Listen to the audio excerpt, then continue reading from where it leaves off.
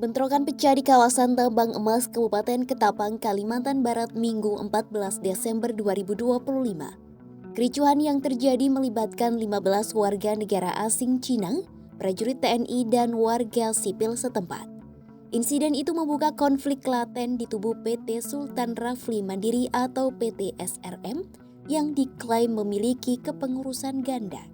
Konflik ini pun merembet menjadi persoalan hukum dan keamanan yang menjadi sorotan publik. Lantas, apa yang sebenarnya terjadi? Simak selengkapnya dalam video berikut.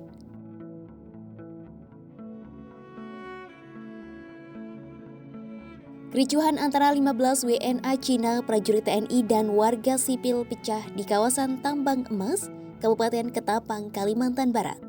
Insiden terjadi pada Minggu 14 Desember 2025 sekitar pukul 15:40 waktu Indonesia Barat.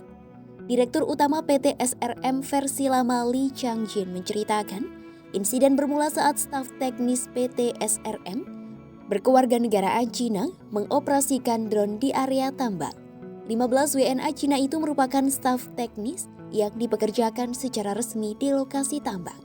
Li menegaskan, penerbangan drone dilakukan di wilayah izin usaha pertambangan atau IUP PT SRM dan bukan kawasan terlarang. Drone dan telepon seluler milik staf teknis mereka sempat disita. Li mengatakan, rekaman di dalam perangkat turut dihapus sebelum akhirnya dikembalikan. Belasan staf teknis itu merasa ketakutan sebab perlengkapan mereka disita secara tiba-tiba oleh pihak keamanan perusahaan versi baru dan prajurit TNI. Li mengaku tidak mengetahui kepentingan pihak tertentu berada di lokasi tersebut. Direksi PT SRM versi baru menilai aktivitas penerbangan drone dilakukan tanpa izin. Kuasa hukum PT SRM versi baru Muhammad Fazri mengatakan, insiden bermula dari kecurigaan pengamanan internal perusahaan terhadap aktivitas drone di sekitar area operasional tambang. Fazri menyebut upaya persuasif dilakukan namun komunikasi tidak berjalan baik.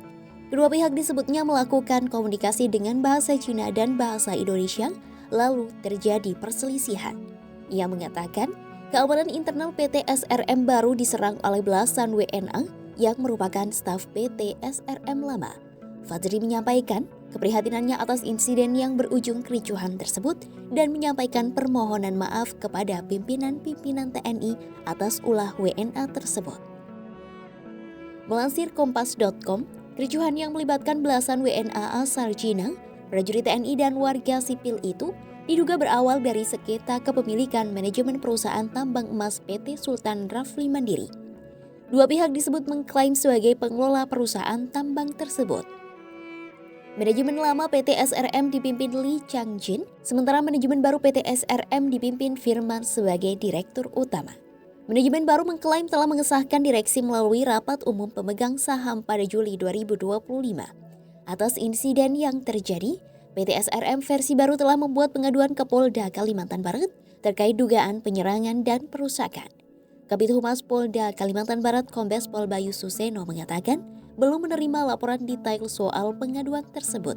Sementara itu, Kantor Imigrasi Ketapang memastikan telah mengamankan 15 WNA Cina untuk pemeriksaan keimigrasian. Kepala Seksi Teknologi Informasi dan Komunikasi Keimigrasian Kantor Imigrasi Ketapang Ida Bagus Putu Widya Kusuma mengatakan, pihaknya tengah memeriksa legalitas keberadaan dan aktivitas 15 WNA Cina tersebut.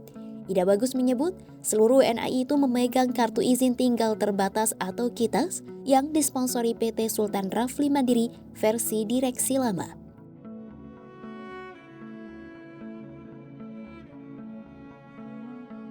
Insiden yang melibatkan prajurit Zonzipur 6 Satya Digdaya dengan 15 WNA di area PT SRM dibenarkan Kodam 12 Tanjung Pura. Para prajurit itu disebut tengah melaksanakan latihan dasar satuan saat insiden terjadi. Kepala Penerangan Kodam 12 Tanjung Pura Kolonel Infanteri Yusuf Dodi Sandra mengatakan, laporan awal diterima dari pengamanan PT SRM terkait aktivitas drone tak dikenal di sekitar area latihan. 4 prajurit dilaporkan mendatangi lokasi dan menemukan 4 WNA tengah mengoperasikan drone tersebut. Tak lama kemudian, datang WNA lain sehingga total berjumlah 15 orang. Yusuf mengatakan, saat proses klarifikasi, terjadi penyerangan terhadap prajurit TNI yang diduga menggunakan senjata tajam, airsoft gun, dan alat setrum. Prajurit lalu menghindari konfrontasi lanjutan dan melaporkan kejadian ke komando. Insiden yang terjadi membuat satu unit mobil operasional Toyota Hilux dan satu sepeda motor karyawan PT SRM dilaporkan rusak. Kodam menyatakan masih melakukan penyelidikan untuk mendalami kronologi, motif penyerangan, dan tujuan penerbangan drone. Kericuhan yang terjadi di tambang emas Ketapang bukan semata konflik antara WNA Cina dan prajurit TNI. Sengketa legitimasi kepengurusan PT SRM disebut-sebut menjadi akar masalah yang terjadi. Konflik internal perusahaan menciptakan situasi abu-abu soal otoritas pengelolaan, izin aktivitas dan pengamanan lokasi, miskomunikasi lintas bahasa, sensitivitas keamanan dan keterlibatan aparat negara menambah panas konflik tersebut.